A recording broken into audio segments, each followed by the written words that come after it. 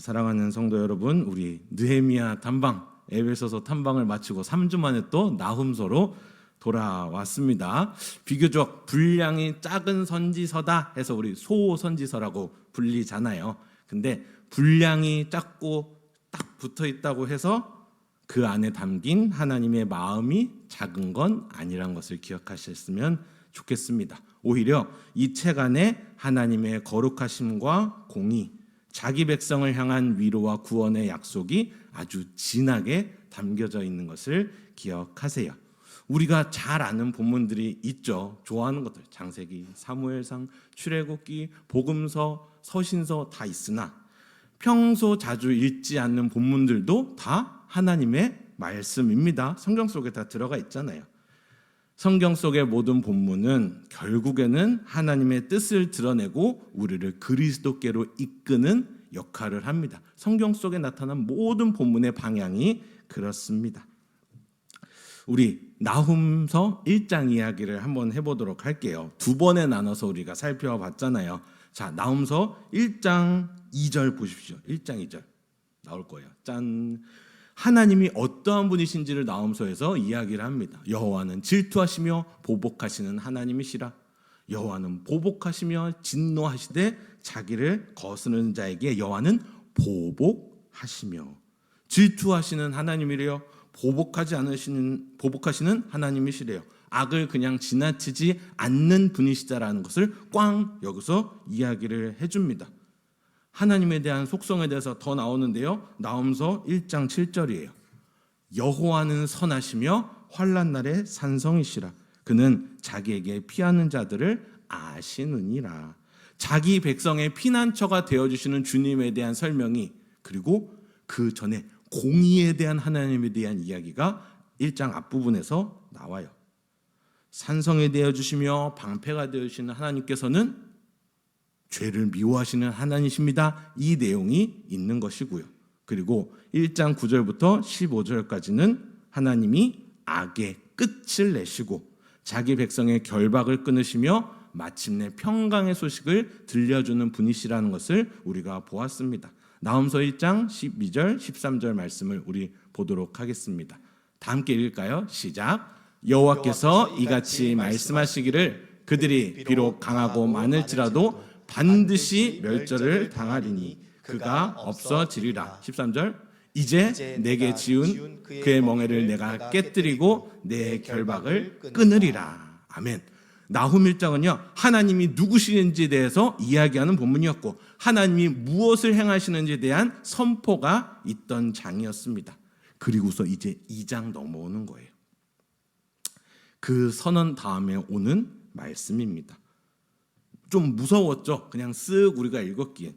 그냥 하나님이 심판하신다 정도로 끝나는 본문이 아니라 그 심판이 어떻게 임하는지, 강하던 니느웨, 아수르라는 나라가 어떻게 무너지는 것인지 너무 사실적으로 보여주는 부분이에요. 1장이 선언이라면 2장은 그 선언이 현실이 되는 장면입니다.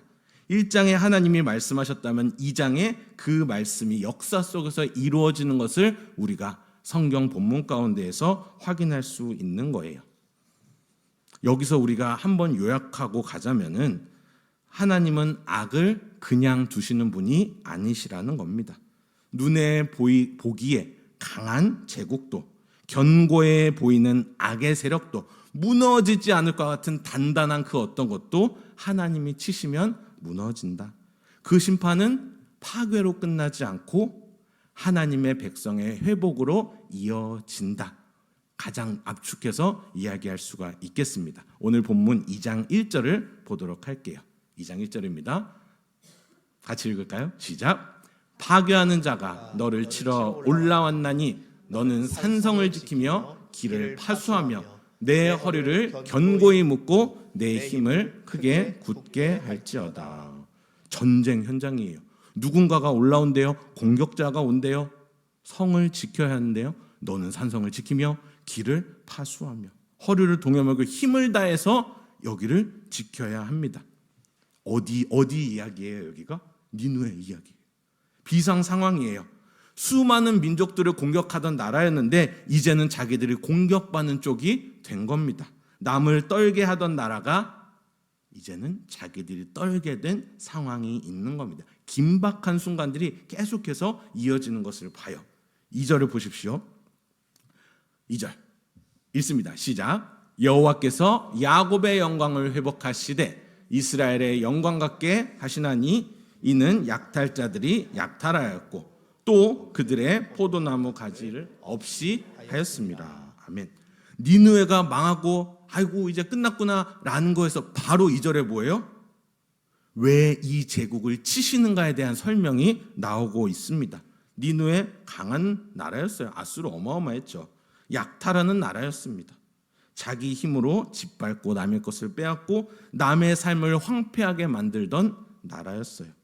본문은 그들이 포도나무 가지를 없앴다고 이야기를 하고 있습니다. 그냥 경제적인 약탈, 먹을 거를 없앴어요. 터전을 없앴어요. 이 수준이 아니라 생명과 기쁨과 평안과 미래를 망가뜨리는 그 비유의 말씀인 거예요. 그런 니느웨를 하나님이 치신다고 합니다. 그냥 화풀이, 니네 나빴네, 자 정의를 되찾아야겠어 하고 치시는 것이 아니라 자기 백성의 영광을 회복하시기 위하여 하나님이 일하신다는 겁니다. 이게 중요해요. 하나님의 심판은 늘 거룩합니다. 하나님의 진노는 인간의 분노와는 달라요. 인간은 자기 상처 때문에 승질이라고 하죠. 승질. 내 자존심 때문에, 내 손해 때문에 화를 내는 존재입니다. 그런데 하나님은 자기의 백성을 짓밟는 악을 보시고 그 악을 심판하심으로 자기 백성을 회복시키시는 분이십니다. 그래서요, 여러분, 나훔서에 나오는 이 니느웨가 멸망하는 이야기는요, 한 나라의 그냥 없어짐 이게 아니라 하나님이 자기 백성을 위하여서 일하시는 사건입니다. 만군의 여호와께서 공의, 죄를 미워하시며 자기 자녀를 붙드시고 지키시는 사건이 여기서 나오게 되는 거예요. 근데 생각을 하게 되잖아요. 성경에도 나오고 문명에도 나오는 여러 그 어마어마한 나라들이 어떻게 무너졌을까? 대단한 나라였을 텐데 지금 우리가 맨몸으로 가서 싸우기도 되게 우리가 비비지도 못할 나라였을 텐데 하는 생각으로 믿는 성도들도 그런 질문들을 하죠. 어떤 질문이에요? 하나님, 어떻게 저 악한 무리가 계속 갈 수 있습니까? 왜 교만한 사람이 더 잘 되는 것 같죠? 왜 하나님의 백성은 짓눌리는 것 같고 세상의 권세는 더 커 보이나요? 하나님 너무 답답해요. 이런 질문을 할 때가 분명 있을 것입니다. 제가 청년부나 중고등부 설교 가면은 꼭 그런 이야기를 하죠. 하나님 목사님, 걔는 교회도 안 다니는데 저보다 성적도 잘 나오고요, 취업도 잘했고요, 결혼도 잘했고요. 이런 아주 유치한 것들부터 왜 하나님을 알지도 못하는 저 세력들이 떵떵거리면서 살고 있느냐라고 우리가 질문할 수 있다는 겁니다. 근데 오늘 본문은요, 다 그런 우리의 인간적인 섭섭함을 다 버리고서 무엇을 얘기하냐면은 하나님은 그냥 보고 계시지 않는다는 거예요. 이 모든 상황들을요. 니느웨의 상황을 보십시오. 하나님은 자기 백성의 회복을 위하여서 악을 치신다고 했습니다. 당장은 사람이 생각하기에 기다리기에 너무 늦어 보일 수가 있어요. 악이 너무 견고해 보일 수 있어요. 근데 하나님의 때가 되면 하나님은 반드시 자기의 백성들을 짓밟던 세력을 치신다고 약속하시는 겁니다. 여기서 더 나아가서 여러분, 우리가 기도하면요, 하나님이요, 들어주세요, 안 들어주세요? 들어주시는 하나님이십니다. 반드시 응답해 주시는 분이세요. 언제요? 언제 응답해 주세요? 하나님의 때에, 하나님의 타이밍에. 우리의 생각과 하나님의 생각은 반드시 다르잖아요. 피조물과 창조주, 주인과 종, 죄인과 완전하신 하나님, 다르죠. 성도는요, 세상을 보며 낙심하기보다 하나님의 거룩하신 통치를 신뢰하는 자여야 합니다. 눈에 보이는 힘보다 역사를 주장하시는 하나님을 바라봐야 한다고 본문은 이야기하고 있는 겁니다. 그 하나님께서 당신의 형상으로 우리를 지으셨습니다. 죄로 일그러졌던 인간을 버리지 않으시고 직접 이 땅 가운데 오셔서 모든 책임을 지셨죠. 가장 높은 곳에 계시던 왕이신 그분께서 가장 초라한 모습으로 오셔서 자기 백성을 지키신 거예요. 자기 백성을 살리신 거예요. 그분이 그냥 죽으시고 끝난 게 아니라 부활하셔서 지금도 온 세계를 다스리고 계시는 우주의 주인이 되신다는 것을 여러분 믿으시기를 바랍니다. 그 전능하신 분이, 그 전능하신 하나님이 치시면요, 강해 보이는 제국도, 흔들릴 것 같지 않는 어떤 강인한 것들도 다 무너지기 마련이에요. 이제 본문 밑에 부분들을 볼 텐데, 그 전에 우리는 이 세상을 어떻게 바라보고 있는가? 뉴스 잘 보세요. 뉴스 요새 기름값 어마어마하죠. 뭐 어디 전쟁이 난 것 같은데 왜 우리 SK 주유소 기름값은 오를까 하면서 저 앞에 죽전도서관 앞에 왜 주유소 기름값이 오를까? 뭐 하고 있어요 지금? 이란하고 미국하고 중동에서 지금 많은 갈등들이 있잖아요. 이란이 호르무즈 호르무즈 해협을 막겠다고 위협하고 드론으로 보복하는 힘도 두려워요. 미국이 군사력으로 타격하고 강경 대응, 너희는 끝났어, 전쟁 금방 끝날 것 같아 하는 그런 힘이 의가 되는 것도 아닙니다. 세상은요, 누가 더 센가 이걸 보지만, 근데요, 성경은요, 누가 역사의 주관자이신 것을 보게 하는 하나님의 말씀입니다. 나훔 2장은 말합니다. 병거가 많다고 마지막 승자가 되는 것이 아니라 하나님이 치시면, 하나님이 일하시면 가장 강한 제국도 무너진다고 이야기하는 거예요. 자, 3절부터 10절까지는 니느웨가 무너지는 장면이 아주 빠르게 펼쳐집니다. 민망할 정도로 문장들도 있어요. 방패가 불고 용사들의 옷도 불고 병거가 반짝이고 창이 흔들리고 병거가 달리고 성문이 열리고 궁전이 무너지고 사람들은 도망하고 노력하고. 10절 보시죠. 10절 보세요. 니느웨가 공허하였고 황폐하였도다. 주민이 낙담하여 그 무릎이 서로 부딪히며 모든 허리가 아프게 되며 모든 낯이 빛을 잃도다. 그 초강대국 니느웨가 공허하고 황무하고 황폐하게 되는 것을 우리는 보고 있습니다.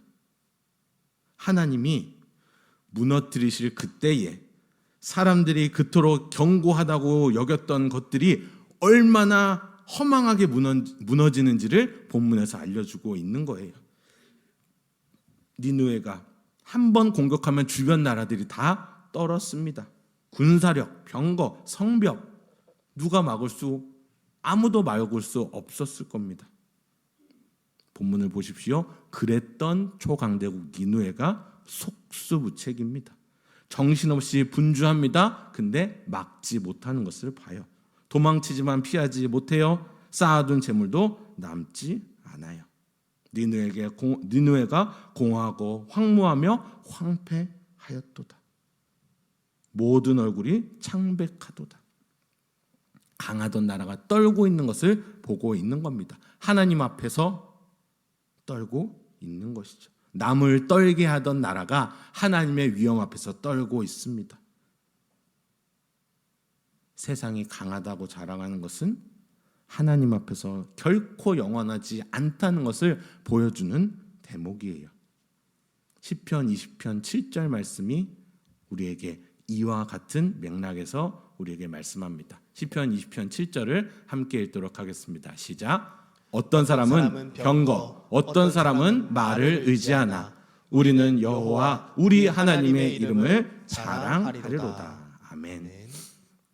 이성적 똑똑한 머리, 우리가 생각하는 나의 똑똑함, 이성적인 생각으로는 병거가 보여요. 숫자가 보이고 구조, 체계가 보입니다. 힘과 돈을 보여요. 우리는 그것을 이성적이라고 똑똑하다고 생각하다고 합니다. 그것을. 근데 하나님의 백성은 그것에서 멈추지 않습니다. 성도는요, 제자는요, 자녀는요, 병거보다 하나님을 봅니다. 말보다 여호와의 이름을 바라봅니다. 눈에 보이는 힘보다 역사를 붙드시는 하나님의 손을 봅니다. 하나님이 치시면 무너진다. 하나님이 대적하시면 버티지 못할 것이다. 하나님 앞에서 어떤 초강대국의 위세도 오래가지 못한다. 우리의 삶 가운데 더 적용해 볼까요? 그 나라들보다 우리의 삶에 우리가 스스로 의지하는 것들이 분명히 있을 것입니다. 건강, 그죠? 내 명예, 내 계획, 내 경력, 내 가정, 그것이 나를 지켜줄 거라 여기는 우리의 모습이 있다는 거예요. 그런데 하나님 앞에서 인간의 모든 자랑은 너무 쉽게 흔들리기 마련입니다. 하나님이 일하시면, 하나님이 치시면 어떻게 된다고요? 쓰러질 것 같지 않던 그 대단한 강대국도 무너진다고. 우리가 붙들어야 될 것은 세상의 병거와 힘이 아니라 하나님의 이름이라는 것을 이 선지서에서 우리에게 명확하게 말해주고 있는 것입니다. 눈에 보이는 힘이 아니라 역사를 움직이시는 하나님을 바라보아라. 왜냐? 다른 것들은 다 헛된 것들이기 때문에 우리에게 가장 소중한 생명을 주신 여호와 하나님의 이름을 붙들라. 선지서가 이와 같이 우리에게 말하고 있는 것이죠. 11절 이하 11절 12절을 보십시오. 11절과 12절이에요.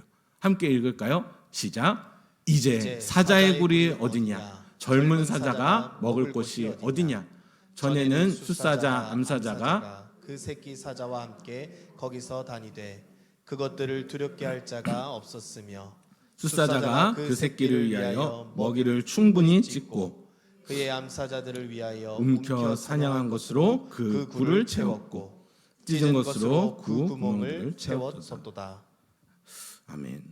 사자의 굴 이야기가 나와요. 사자, 암사자, 어린 사자, 먹이, 찢는 것, 숨는 것. 왜 이런 비유를 썼을까요?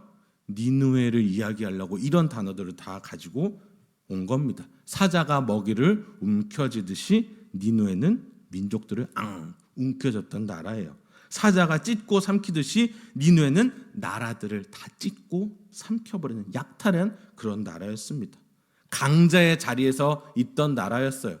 부족할 게 없었죠. 다른 그들 상황을 볼 게 어디 있어요. 사자는요, 자기 굴에서는 두려움이 없는 존재입니다. 자기가 왕인 줄 알아요? 누가 감히 내 굴에 들어와? 누가 내 먹이를 빼서 내가 왕인데 하는 사자의 모습이 있습니다. 어디랑 비유한다고요? 니느웨가 그랬다는 겁니다. 우린 안전하고 강하고 쳐들어올 수 없고 우린 무너지지 않고 영원할 거야. 계속 움켜쥘 수 있어. 13절 말씀을 볼까요? 모든 해석이 끝나는 구절입니다. 오늘 나홈서 2장 13절 말씀을 우리 보도록 할게요. 없어요. 13절 말씀 우리 말씀으로 보도록 할게요. 시작. 만군의 여호와의 말씀에 내가 내 대적이 되어 내 병거들을 불살라 연기가 되게 하고. 니느웨가 망한 궁극적 이유는 더 큰 나라가 와서, 그보다 더 큰 나라가 와서 없어지고 한 게 아니에요. 정세가 바뀌어서 흐름이 달라져서 여기는 흐름을 못 따라갔네, 이 나라는. 그게 아니에요. 13절에 말합니다. 하나님이 그들을 대적하신 거예요. 하나님의 공의가 발현된 것입니다. 죄를 미워하시는 하나님의 역사가 이 나라 가운데에 임한 겁니다. 내가 내 대적이 되어, 오늘 설교 제목과 같이 내가 내게 대적하노라. 그 말씀을 하신 분이 누구세요? 하나님이세요. 얼마나 무서운 말입니까 이게. 우리를 창조하시고 구원하시고 세상 끝날까지 내가 너와 함께 하시리라 하시는 그 하나님의 입에서 이 말이 나오면 여러분 얼마나 우리는 두렵습니까? 하나님이 대적하시면 누가 설 수 있고 누가 버틸 수 있고, 하나님이 무너뜨리시면 누가 세울 수가 있어요. 니느웨만 그런 게 아니라는 거죠. 말씀을 보면 우리는 어떻게 합니까? 아유, 안 됐다 에서 끝나는 게 아니라 우리는 말씀을 우리의 삶에 적용하지 않습니까? 내 안에 이런 니느웨 같은 마음이 없는지 보는 거예요. 우리의 죄된 마음이 없는지, 내 욕심이 없는지, 내 자존심이 없는지 우리는 말씀을 보면서 나를 비춰보는 것이죠. 내 힘이면 되겠지. 하나님 없이도 안전한 것 같은데, 내가 움켜쥔 거 주님을 위해서 놓을 수가 없는데, 내 마음의 왕좌에 앉아 계신 분은 누구신지 점검하는 게 필요합니다. 하나님은 그런 교만을 미워하시는 거예요. 그런 높아짐을 꺾으시는 거예요. 헛된 안전을 미워하시는 겁니다. 사랑하는 여러분, 하지만 성경에 나타난 모든 그 두려운 말씀들 가운데에서는 하나님의 백성에게 위로의 말씀을 더하여 주신다는 것을 기억하십시오. 왜 그럴까요? 자기 백성을 짓누르던 사자의 굴을 하나님이 끝내버리십니다. 자기 백성을 두렵게 하던 세력을 하나님이 대적하여 주십니다. 억울함이 길어 보여도 악에게 마지막이 있는 것이 아니라 하나님께 모든 권세와 능력이 있다는 것을 여러분 기억하여 주십시오. 나홈 2장은요, 니느웨의 무너짐을 아주 생생하게 보여줍니다. 전쟁이 긴박하면 막 빠르게 가는 것을 우리가 봤잖아요. 파괴하는 자가 올라오고 성을 지키라고 허리를 동이라 이야기하지만 다 헛되고 헛된 것임을 봅니다. 하나님께서 자기의 백성의 영광을 회복하시기 위해서 그 짓밟고 다니던 그들의 악을 하나님이 해결하시는 본문이에요. 강하던 니느웨, 제국, 병거, 군사력, 하나님의 일하심 앞에, 하나님의 치심 앞에서 황무하고 황폐하게 되는 것을 우리는 본문을 통해서 확인하였습니다. 왜요? 정세에 맞지 않아서 군사력이 약화되어서가 아니라 어떻게 해요? 하나님이 그 악의 세력을 대적하셨기 때문이에요. 여기까지 오면 우리가 질문을 하게 되죠. 그러면 구약의 선지서가 그렇게 얘기하면은 무서운데요? 자, 신약에 그 하나님께서 대적하시는 하나님이 어떻게 신약에서 나타나세요? 누구로 이 땅 가운데 오세요? 예수 그리스도. 이 거룩하시고 악을 그냥 두지 않으시고 교만을 꺾으시고 자기의 백성을 회복하시는 하나님은 예수 그리스도. 이 땅 가운데 오시는 구약에 보여주신 그 그림자 같은 존재가 신약의 실제 모습으로 언약의 성취로 이 땅 가운데에 오시는 겁니다. 잘 들어보세요. 예수님은 단지 사람을 위로해 주기만 하는 선생님으로 이 땅에 오신 게 아닙니다. 좋은 말씀만 주시는 분으로 오지 않으셨어요. 말씀은 바리새인들도 듣고 서기관들도 듣고 다른 그런 유대인들도 믿지 않는 유대인들 와서 다 들었는데요. 또 주님은 사람을 적당히 안심시키고 삶을 조금 나아지게 만드는 정도의 존재로 이 땅에 오신 게 아닙니다. 골로새서 2장 15절을 우리 함께 읽도록 하겠습니다. 골로새서 2장 15절 말씀이에요. 함께 읽습니다. 시작. 통치자들과 권세들을 무력화하여 드러내어 구경거리로 삼으시고 십자가로 그들을 이기셨느니라. 아멘. 좋은 가르침만 주시려고 오신 분이 아니라 십자가로 원수의 권세를 꺾으신 왕으로 이 땅 가운데 오셨습니다. 눈에 보이지 않는 악의 세력, 사람들을 붙들고 지배하던 권세들을 그리스도께서 벗기시고 이기셨다는 것을 우리는 신약의 말씀을 통하여서 확인하는 겁니다. 히브리서 2장 14절 말씀도 볼게요. 함께 읽습니다. 시작. 자녀들은 혈과 육에 속하였음에 그도 또한 같은 모양으로 혈과 육을 함께 지니심은 죽음을 통하여 죽음의 세력을 잡은 자 곧 마귀를 멸하시며. 나홈서에서 니느웨를 무너뜨리시는 것처럼 예수 그리스도 안에서 더 크고 깊은 원수가 무너지는 것을 보는 거예요. 사탄의 권세가 무너지는 것이죠. 자기 백성을 오래 짓눌러 왔던 그 억압이 끝장납니다. 누굴 통해서요? 예수 그리스도를 통하여서요.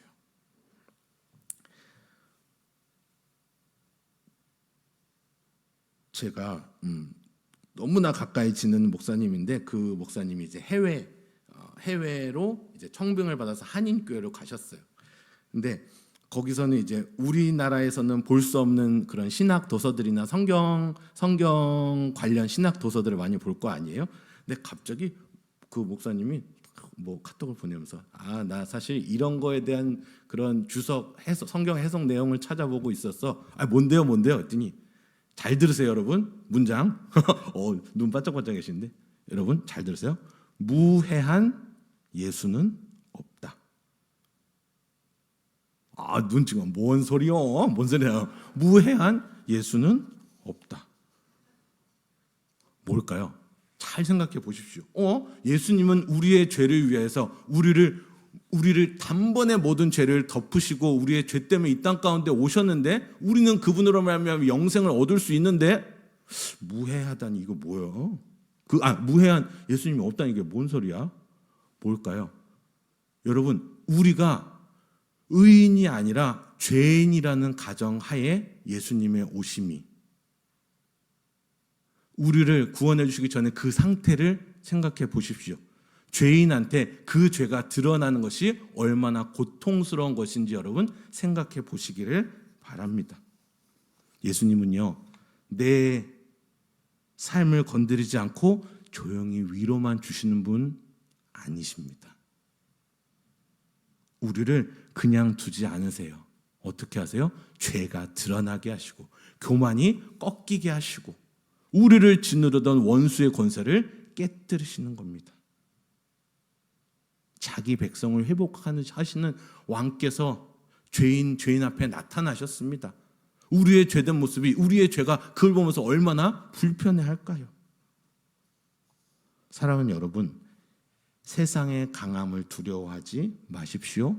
눈에 보이는 힘을 절대화하지 마십시오. 하나님이 대적하시면 가장 강한 제국도 무너집니다. 하나님이 대적하시면, 하나님이 일하시면 우리 안에 갖고 있었던 그러한 얄팍한 우리의 자존심조차도, 내가 왕으로 섬겼던 그 모든 것들도 다 흩어져 버리게 됩니다. 근데 우리에게 주시는 위로는 뭐예요? 자기 백성의 회복을 위하여 주님이 치신다는 겁니다. 그리스도 안에서 끝내 자기 백성을 회복하시겠다는 그 언약의 말씀을 우리에게 허락하여 주신 겁니다. 오늘도 우리를 살리는 것은 병거가 아니었습니다. 힘이 아니었습니다. 권력도 자존심도 내가 모시고 있는 어떤 그리스도 아닌 다른 왕자가 아니었어요. 주 예수 그리스도의 통치가 오늘도 우리를 살린 줄을 믿습니다. 그분 앞에 우리는 겸손히 엎드려야 하는 것이죠. 거룩하신 그분의 다스림을 받아야 하는 것이죠.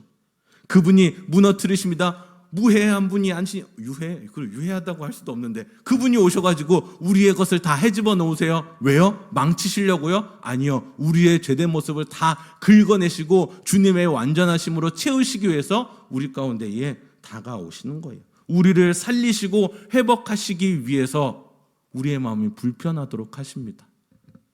기도할 때 우리의 불편한 마음들이 있잖아요. 내가 거룩하지 못한데 내 죄를 하나님 앞에 내놓는 것도, 내 입술을 떼는 것도 불편할 때가 있잖아요. 근데 주님은 어떻게 다가오셨다고요? 우리를 살리시고 회복하게 하시기 위해서 주님이 우리를 때론 치십니다. 우리 안에 있는 죄의 모습들을 드러내십니다. 자기 백성을 회복하시는 왕 예수 그리스도, 악을 끝내시고 자기 백성을 회복하시며 자기 자녀로 삼으시는 그분의 역사, 오늘도 그 이름을 의지하시며 주님 나의 왕이십니다. 내 마음속에 그 왕이 앉으시는 보좌 가운데에 주님이 계셔 주심을 믿습니다. 이렇게 고백하며 나아가시는 저와 여러분 되시기를 주님의 이름으로 축복합니다. 아멘. 우리 함께 찬양했으면 좋겠습니다. 찬양 제목은 예수 하나님의 공의.